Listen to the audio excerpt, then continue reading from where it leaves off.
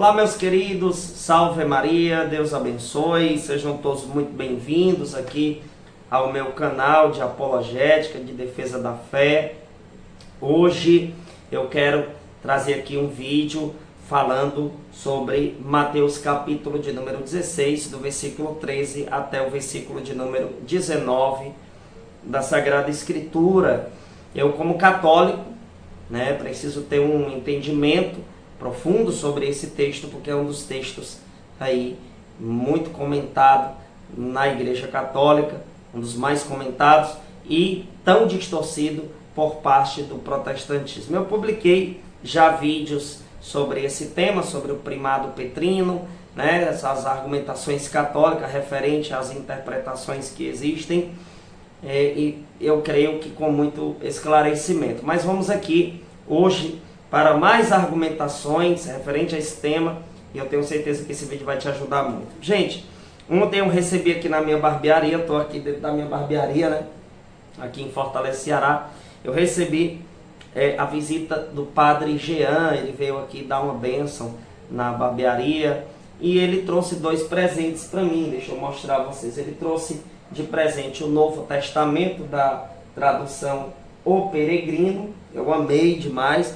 E ele trouxe também uma Bíblia de tradução protestante, certo? A Bíblia apologética com apócrifos, Eles escrevem com apócrifos referente aos 7 livros que existem a menos na Bíblia protestante, que eles dizem que existe a mais na Bíblia católica. Então eles chamam os livros de apócrifos, de forma muito irresponsável, e eu já dei esclarecimento no meu canal referente a esse tema. Mas hoje nós vamos argumentar aqui referente ao rodapé desta Bíblia protestante, referente ao texto de Mateus 16, do 13 ao 19. Aqui existem algumas argumentações protestantes referente a esse texto, e eu quero aqui dar um esclarecimento para vocês. Meus irmãos, a princípio, eu quero dizer que todo católico ele deve entender o significado dos 3 pilares da fé católica: a tradição, a Sagrada Escritura e o Sagrado Magistério, para não se deixar levar por estas argumentações existentes por parte de tantas e tantas seitas existentes no protestantismo. Mas vamos aqui diretamente para uma Bíblia de tradução protestante e uma Bíblia apologética, gente. É isso aí que você está ouvindo. Uma Bíblia que fala aqui muita coisa contra a Igreja Católica, contra a interpretação da Igreja. Então, sem mais delongas, vamos ao que está escrito no rodapé de Mateus 16, do 13 ao 19, dessa Bíblia protestante. Vamos lá. Tem dizendo assim: resposta apologética. Já no começo diz: a expressão sobre esta pedra está relacionada à resposta de Pedro, que disse: tu és o Cristo, o Filho de Deus vivo. É sobre Cristo que a igreja foi edificada e não sobre Pedro. Jesus afirmou que ele próprio era a pedra. Gente, e eles até citam aqui Mateus 21, 42. Gente, esse texto, eu não sei qual é a dificuldade que os protestantes têm, em entender isso. O texto, ele analisado dentro de seu contexto, nós identificamos claramente que as palavras foram direcionadas a Pedro. Embora que os protestantes eles tentem ao máximo argumentar referente às aplicações gramaticais do grego referente ao significado do nome pedra, eles com esta argumentação de dizer que Cristo é a rocha e Pedro é apenas uma pequena pedrinha, que Pedro é uma pedrinha insignificante e que Cristo disse que edifica a igreja sobre ele mesmo e não sobre Pedro. Mas nós aqui, meus irmãos, identificamos claramente dentro do contexto, dentro do que foi começando a ser dito até chegar a esse ponto, que as palavras de Cristo estavam sendo direcionadas a Pedro.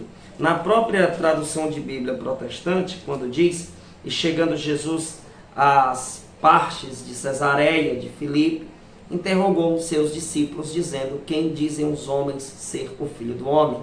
E eles disseram, uns João Batista, outros Elias, outros Jeremias, ou um dos profetas. Disse-lhes ele: e vós, quem dizeis que eu sou? E Simão Pedro, respondendo, disse: tu és o Cristo, o Filho de Deus vivo. E Jesus respondendo, disse-lhe,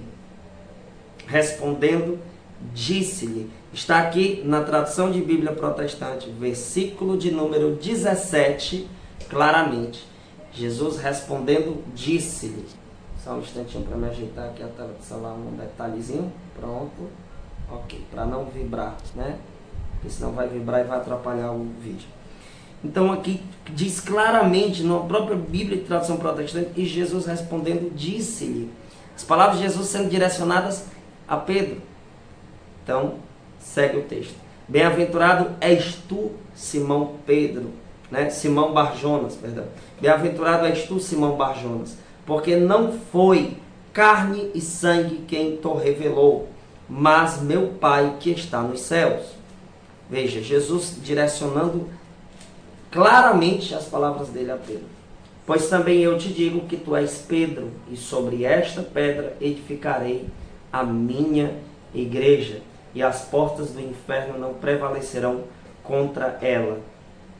Pois eu te digo que tu és Pedro, e sobre esta pedra edificarei a minha igreja.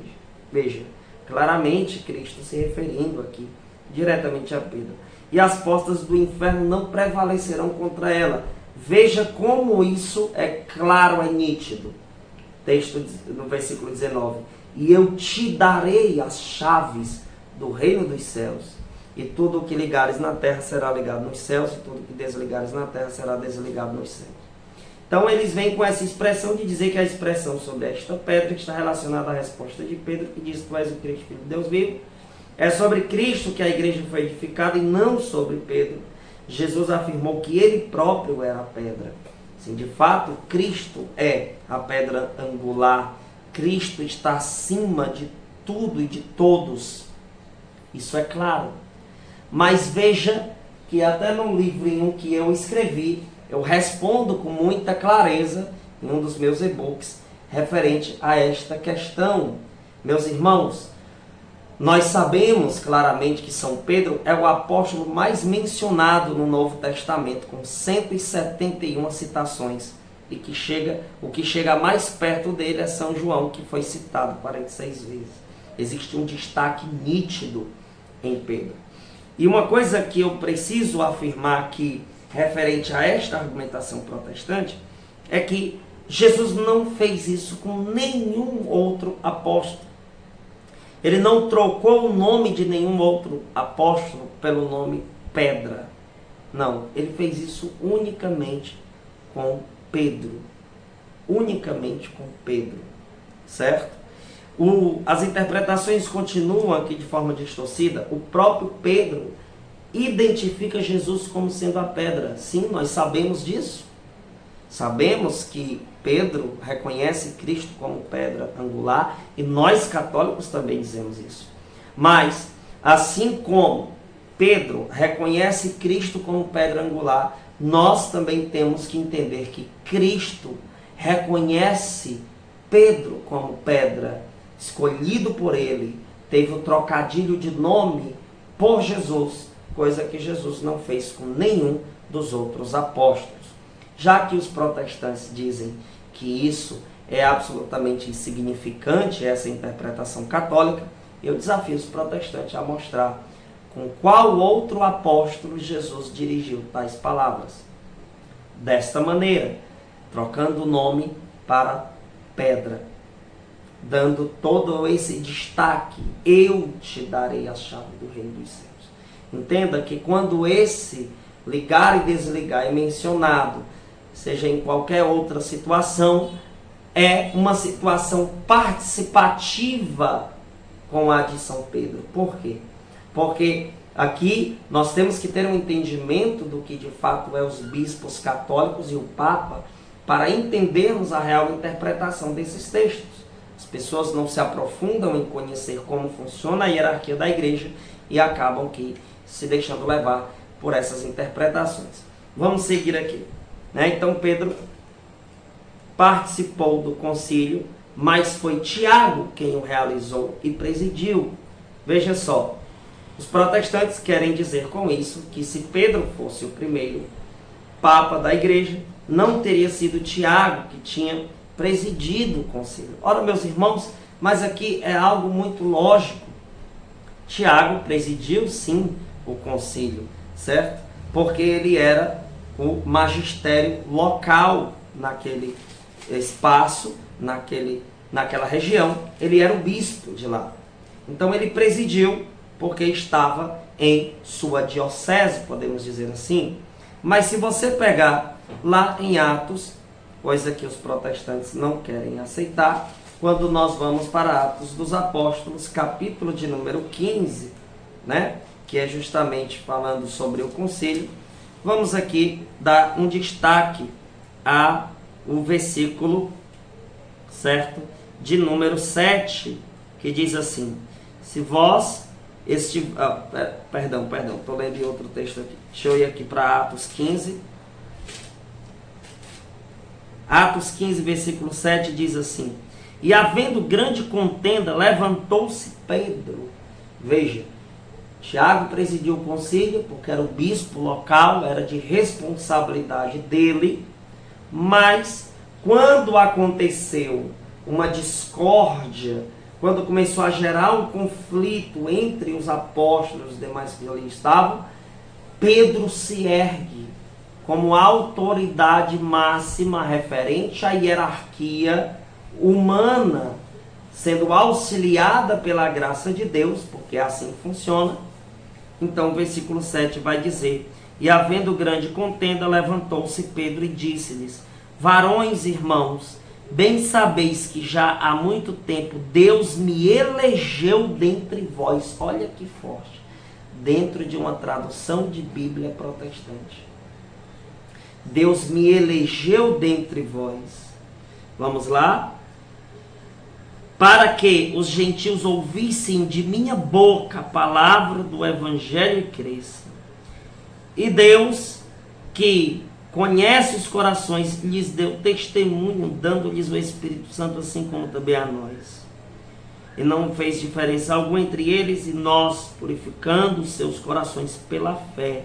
Veja, aconteceu uma confusão. Quem foi que levantou-se? Pedro. Então, esta tradução de Bíblia protestante fala esse argumento, né, que Pedro participou do concílio, mas foi Tiago quem realizou e presidiu. Na verdade, meus irmãos, isso é uma profunda falta de conhecimento dos protestantes referente ao concílio, a um concílio, né? Então veja, um concílio, um momento em que é debatido algumas questões necessárias da época e para que seja estabelecido dogmas, para que cheguem a conclusões.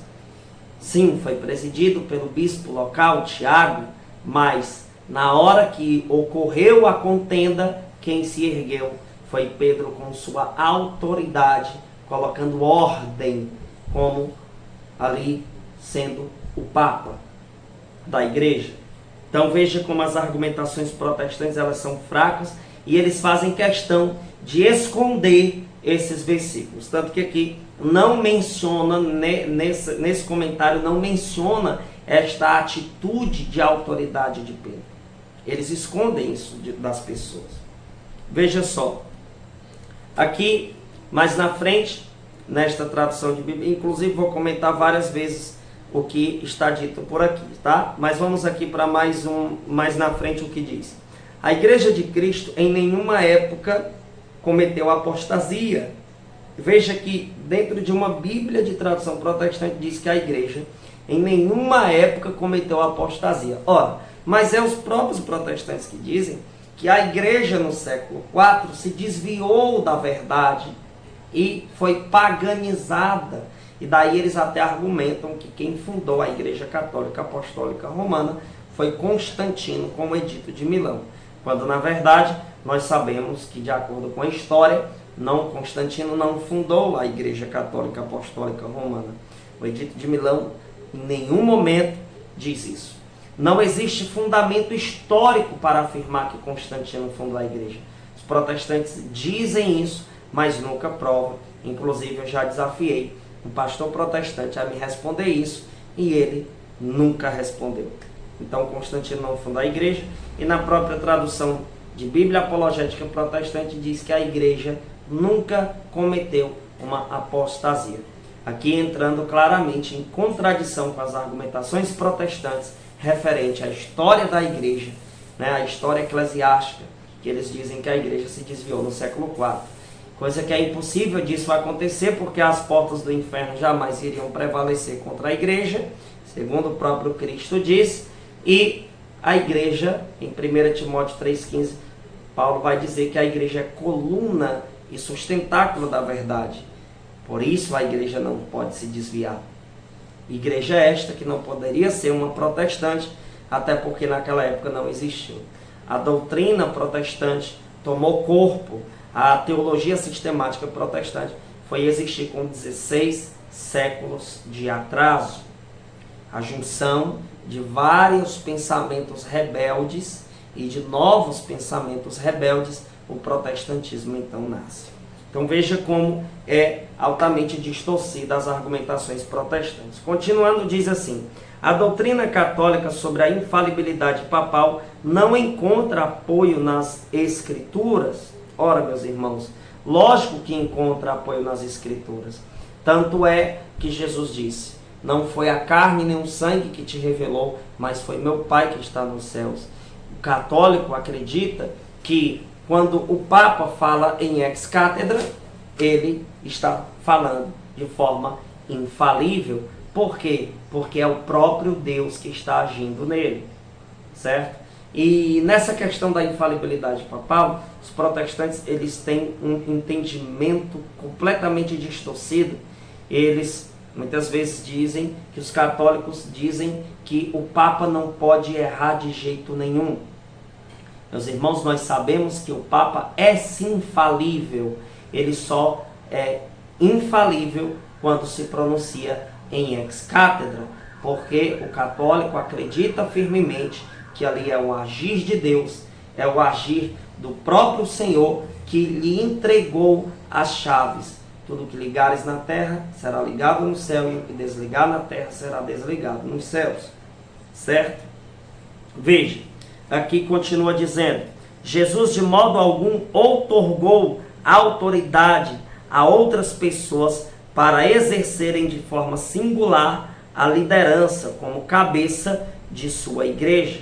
Com base em Mateus 18, do 15 ao 20, Jesus estende a autoridade que concedeu a Pedro aos demais discípulos, como membros do corpo de Cristo. Queridos, de fato, nós católicos não acreditamos que o Papa ele é a cabeça. A cabeça é Cristo, mas o Papa ele representa para nós esta autoridade hierárquica de representar Cristo para nós, no sentido de ser porta-voz de Deus para a humanidade.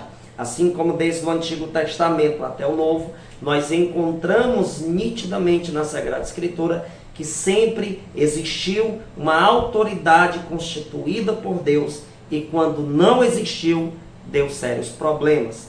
Em algum período que não existiu uma autoridade estabelecida por Deus, utilizando-se de um homem como uma hierarquia, podemos dizer assim, deu problema. Então sempre Deus teve alguém para representá-lo, para ser o seu porta-voz. Você vê a história de Moisés e de tantos que foram porta-voz de Deus, os profetas. Então isso não muda no Novo Testamento. Enquanto Cristo, o Verbo se fez carne e habitou entre nós, ele pregava, ele estava ali como a autoridade na igreja.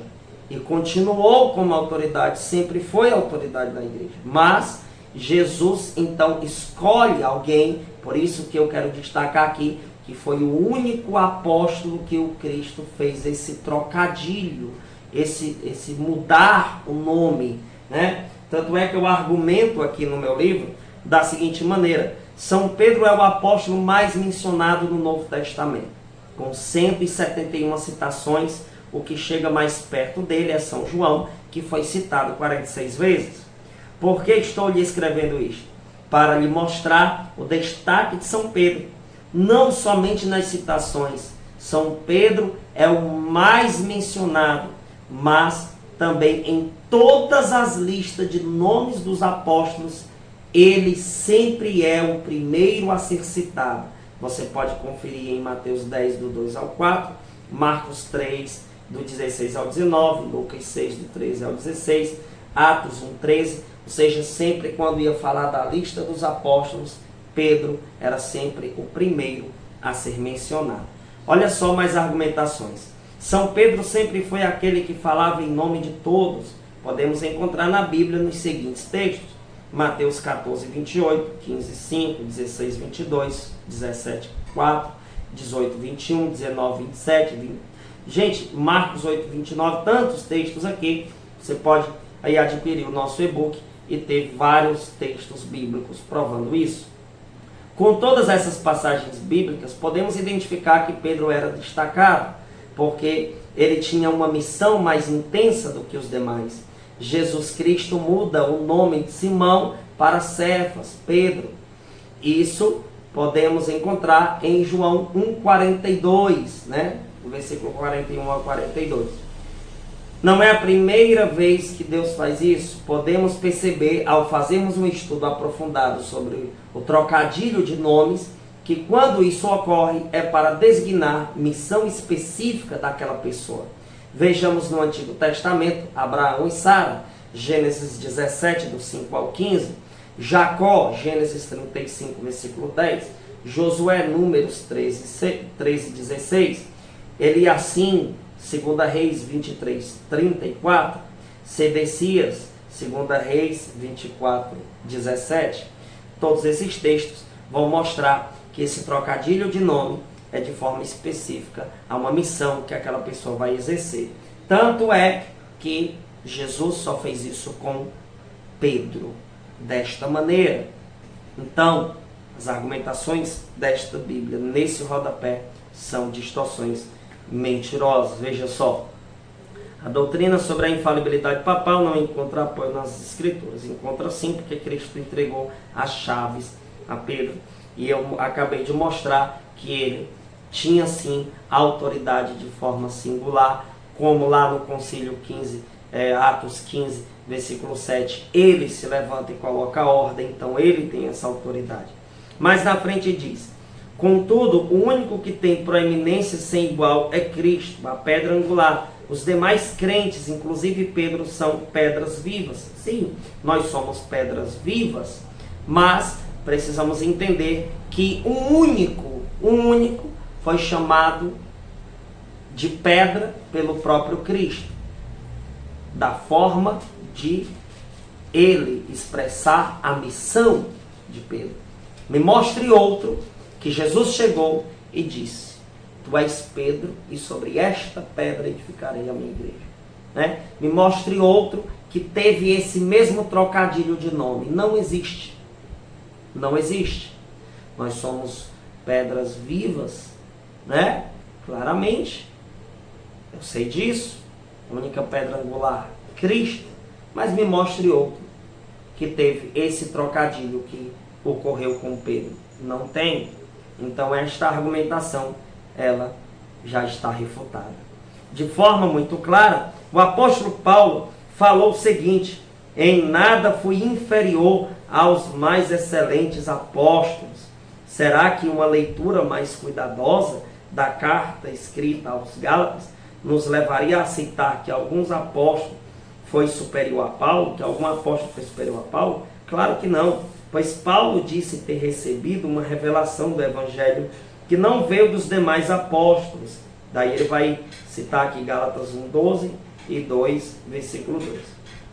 E que o seu chamado era semelhante ao ministério de Pedro. Veja, era semelhante, a própria tradução aqui diz, era semelhante, não era igual, né? A ponto de usar da autoridade que tinha como apóstolo para repreender duramente o próprio Pedro. Daqui os protestantes eles dizem que, pelo fato de lá em Gálatas 2, Paulo ter repreendido Pedro, quer dizer que Pedro não era papa.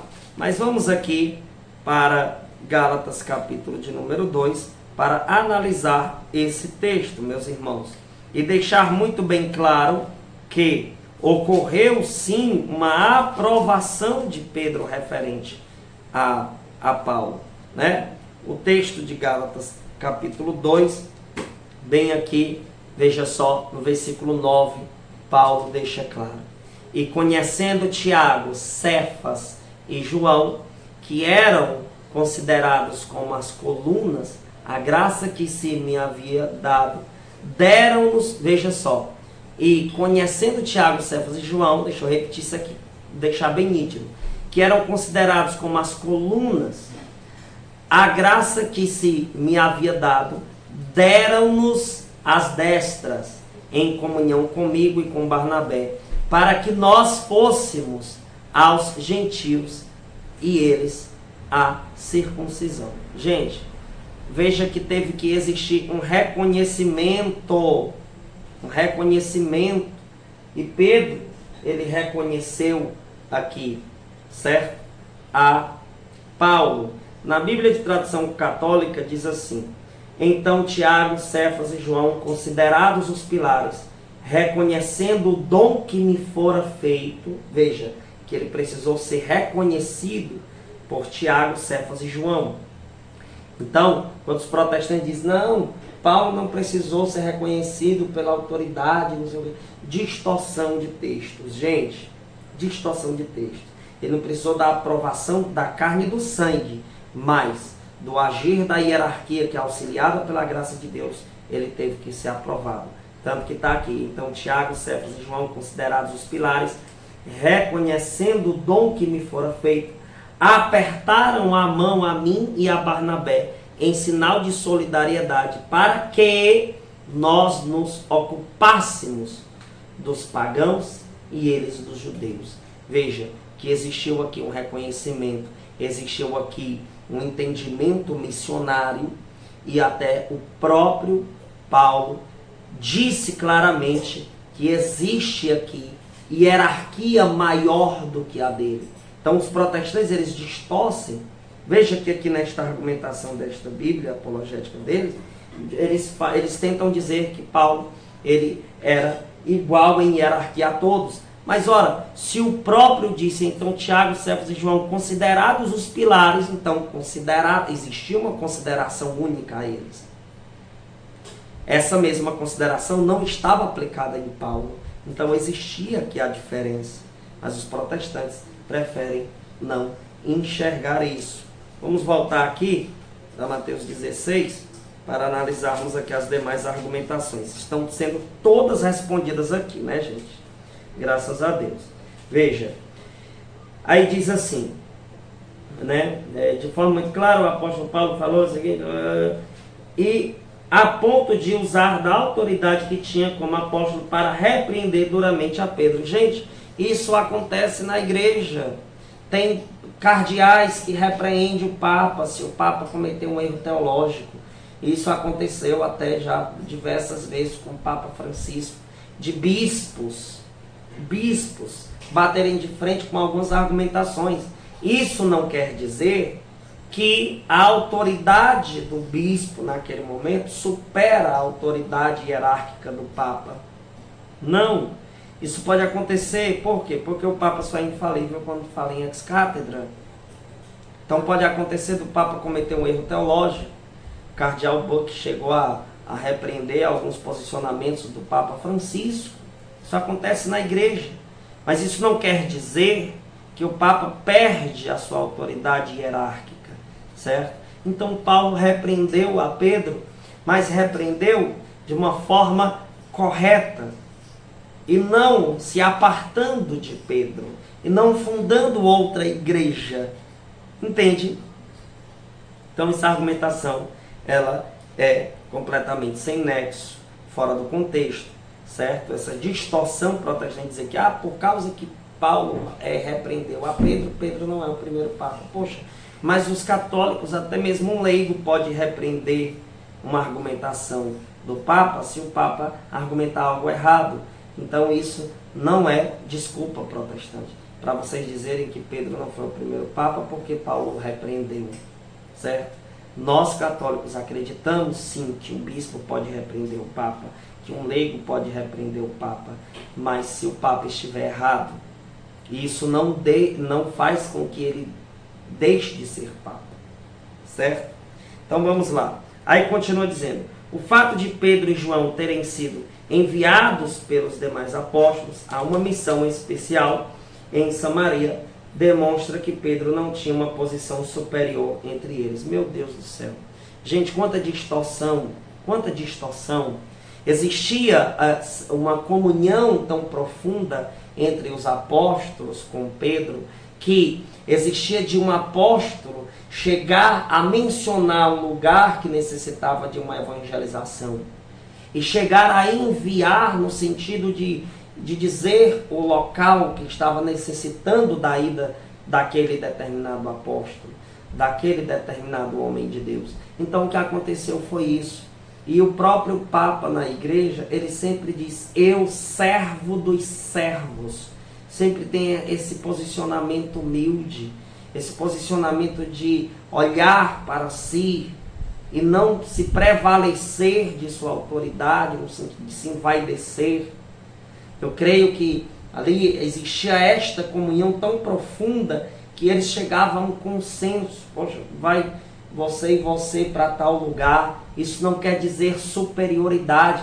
O fato de eu chegar para alguém e dizer, olha, eu queria te enviar em missão para tal lugar, não quer dizer que eu esteja sendo superior àquela pessoa. Veja como o protestante ele faz questão de distorcer. Continua as argumentações.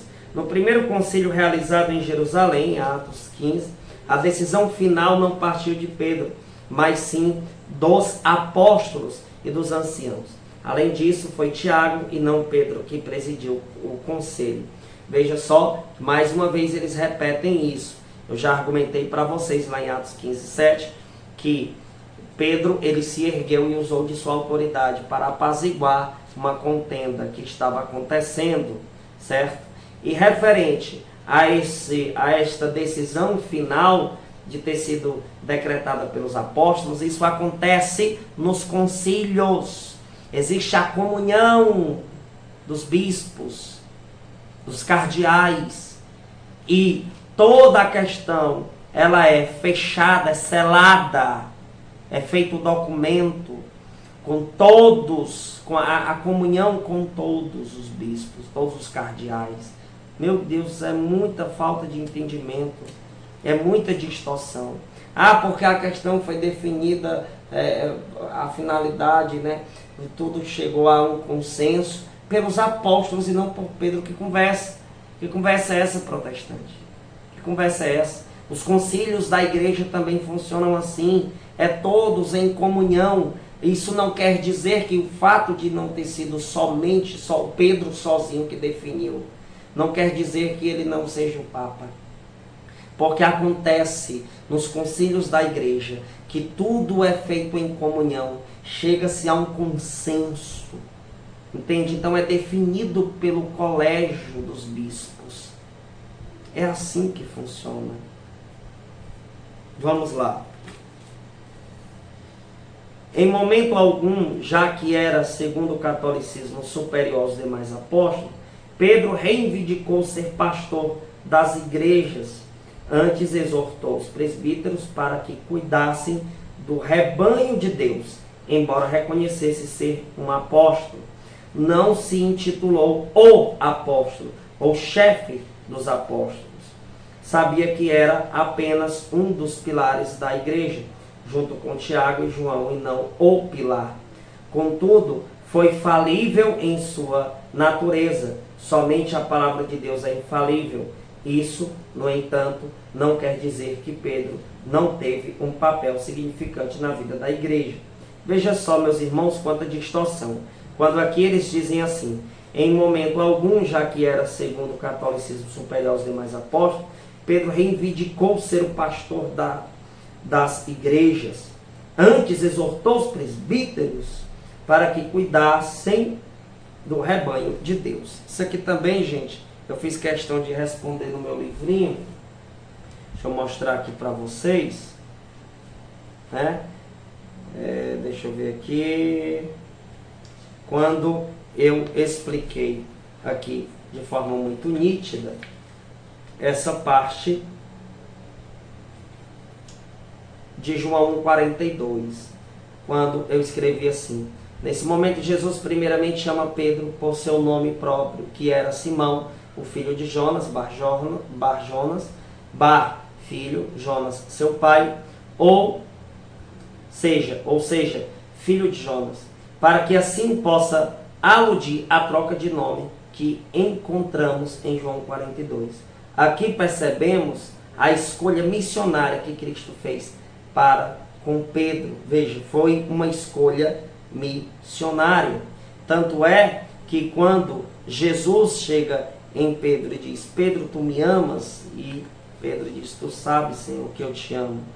Pedro, tu me amas? Tu sabes, Senhor.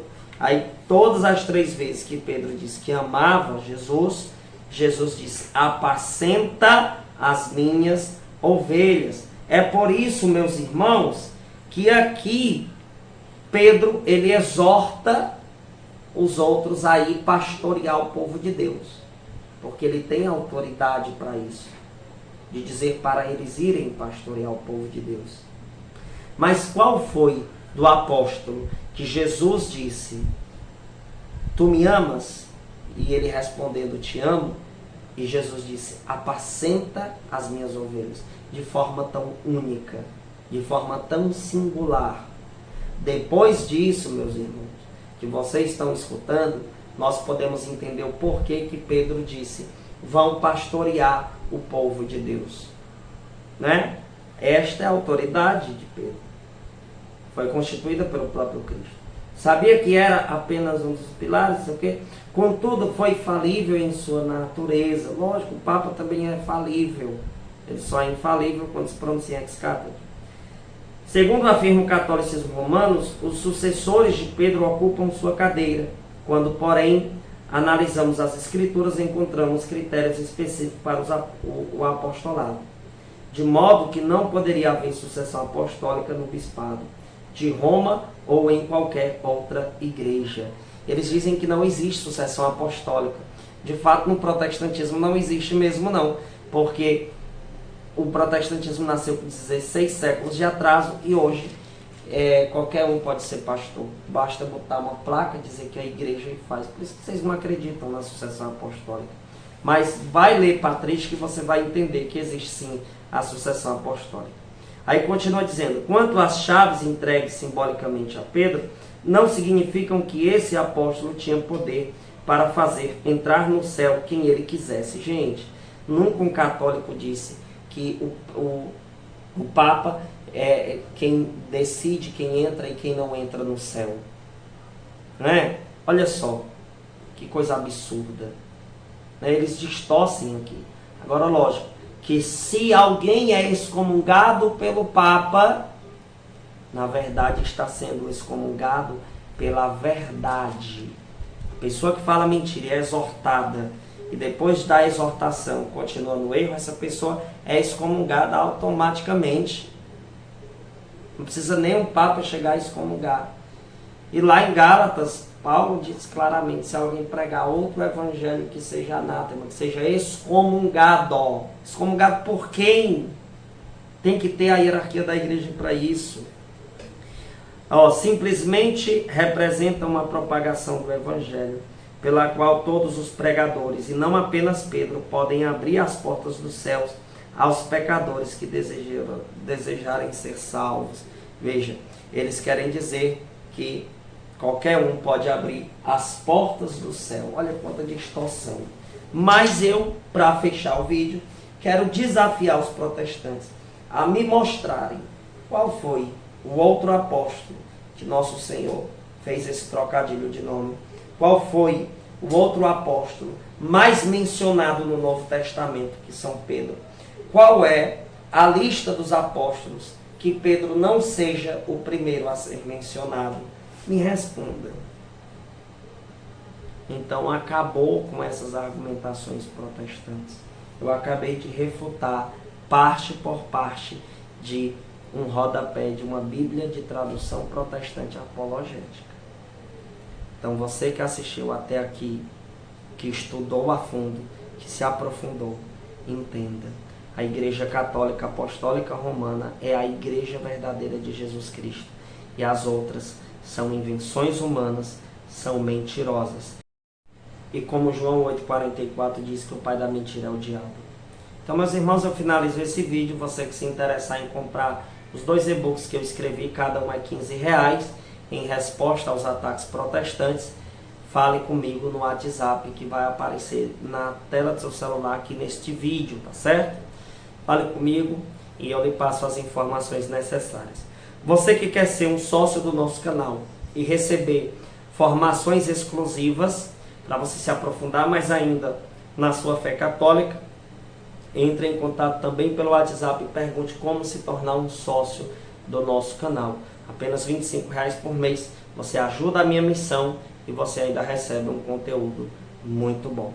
Amém? Então, salve Maria Santíssima, que Deus nos abençoe, nos guarde e nos proteja, que o Espírito Santo possa guiar os nossos passos. Amém. Compartilhe.